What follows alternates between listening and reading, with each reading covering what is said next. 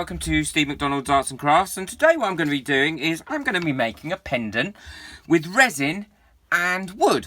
Now this is a piece of 2cm by 2cm pine, and it fits into this mould just nicely because this is a 2cm by 2cm mould.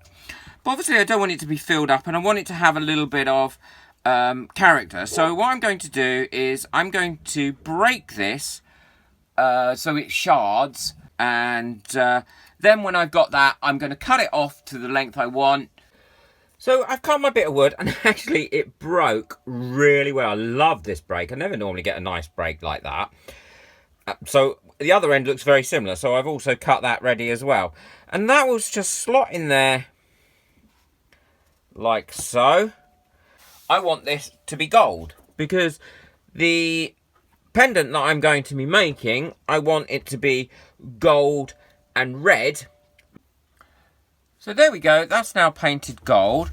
I will wait for this to dry and then I will give it another coat. And the other advantage of either painting it or varnishing it with a clear varnish is wood is very, very porous, especially pine. And as a result, when you put it into the resin, it will release a lot of little micro bubbles during the curing process.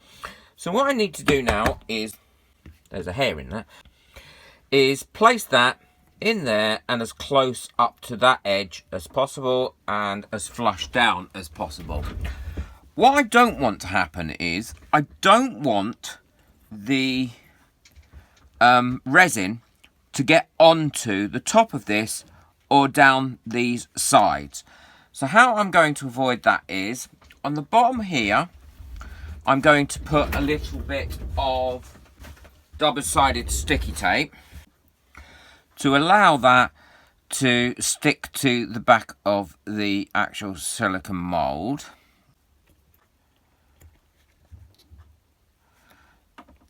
There we go. So that's stuck there now like that.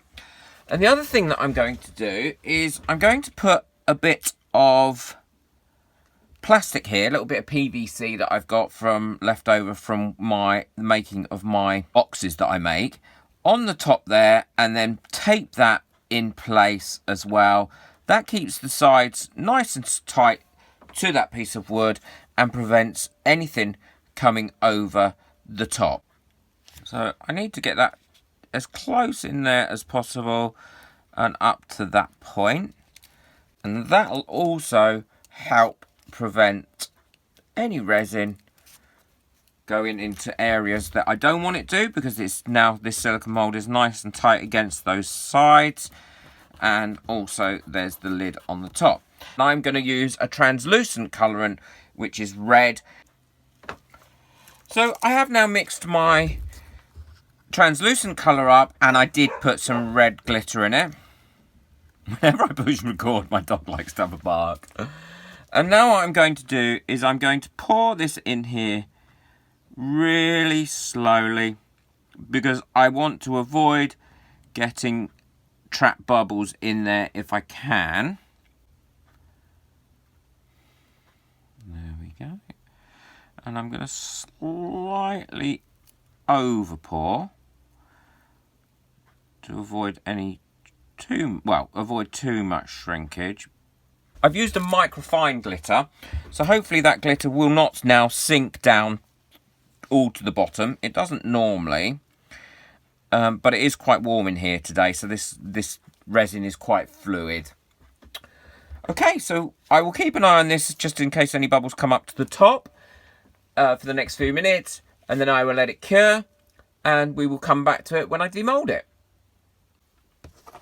This is cured now, so I'm just going to take it out of its mould, and it should come out fairly easily, I hope.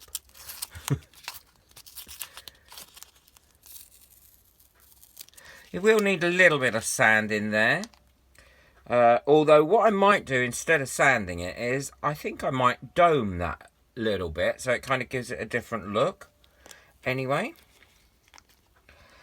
let's take it out, and look, I think that looks absolutely amazing. So what I'm going to do is I'm going to drill this. I'm not sure which way up I'm going to do it. Probably that way up, so it hangs that way rather than that way. and I'm going to dome that. I'll just quickly show you how I'll dome it. I've mixed my resin up exactly the same as I did it before, so I've got a little bit of glitter in there and a little bit of the translucent pigment. What do you think of the blue background? Now, normally I work on a red silicone mat, but I've bought a couple of these blue silicone mats to see how it comes out. Let me know in the comments what you think. The link to these are in the description. I always work on silicone mats. It keeps everything nice and clean and tidy. So, getting back to this, I don't want to overfill this because none of the other sides are domed. But so I want to get it so it's actually virtually level on here. And there is like a little concave in here. And this saves an awful lot of sanding and messing about as well by doing this. So I'm just going to fill this up to the point of where it's getting level. I'll probably attack this in a minute with a toothpick to get it into all the corners. And I'll take one more scoop of that. And the resin I've got left over, I will just pop into probably a little heart mould or something to allow that to cure. And then I'll make that into some sort of decoration pendant or earrings or something. So using a toothpick, I'm just moving this resin to all the corners to ensure that it gets a really nice even covering. And that's plenty. I believe that is plenty in there. So I'll leave that to cure. And then once it's cured, I will drill a hole. I'll show you how I drill the hole, and then I'll pop a chain on it, and then it'll be ready as a necklace. This is cured now, and that's the edge that I filled in, and I think it has come out really, really well. I absolutely love this. I think it's beautiful.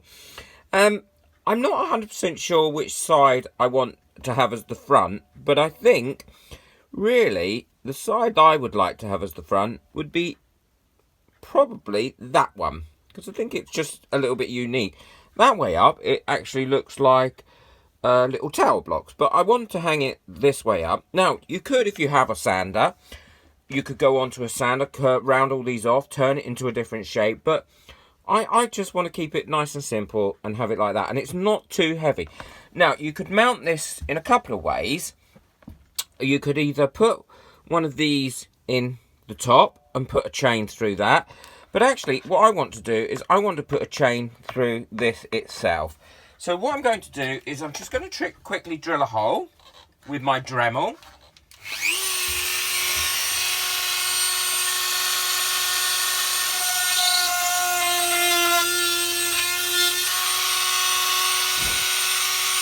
And that's clean all the way through now. I do think a Dremel is a must-have for any crafter, especially a resin crafter. They are so useful. I have done a video on how useful a Dremel is.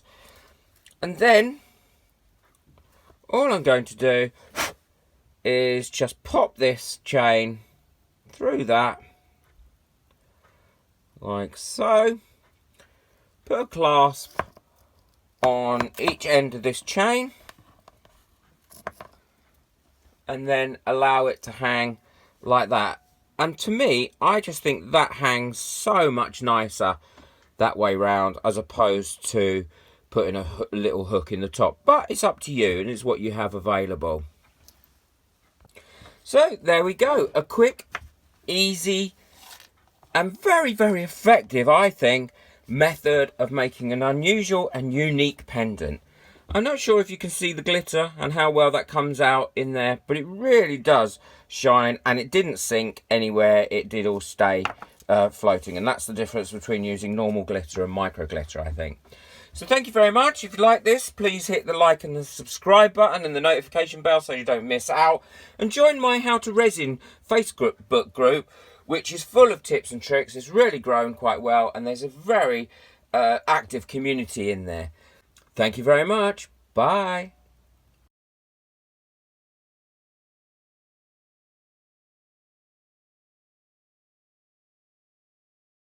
Thank you for watching. Please subscribe, like, and share this video as much as you can to help my channel grow. Bye.